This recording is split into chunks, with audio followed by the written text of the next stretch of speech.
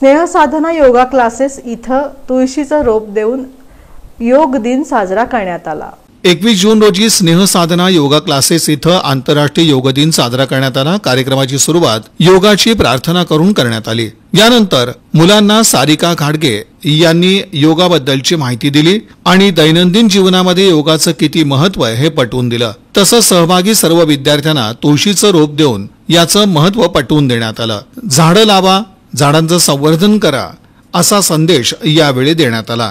हा कार्यक्रम यशस्वी करण्यासाठी योग शिक्षक रोहन घाडगे, सारिका घाडगे, सोमनाथ सर यांचं मोलाचं सहकार्य लाभलं।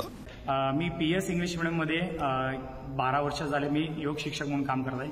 तसंच माझं स्नेह साधना योगा क्लासेस म्हणून मी एक 4 वर्ष झालं क्लासेस चालू आहेत माझे आणि आत्तापर्यंत मी स्टेट नॅशनलपर्यंत विद्यार्थी घडवलेले आहेत।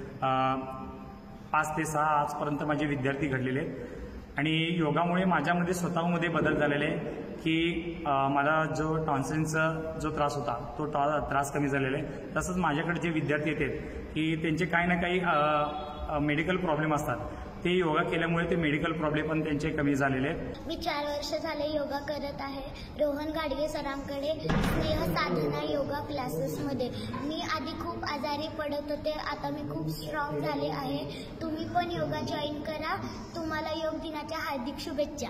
आमचे फायदे तर सर्वांना माहीत आहेत, पण इम्पॉर्टंट आहे की त्याच्यामुळे इम्युन सिस्टीम वाढते आणि फ्लेक्सिबिलिटी येते। जी एका जागेवर बसण्याची क्षमता आहे ती सुद्धा वाढते आणि कॉन्सन्ट्रेशन पण वाढतं। मुलांना आजकाल जो स्ट्रेस येतो अभ्यासामुळे तर ते योगा केल्याने स्ट्रेस कमी होतो।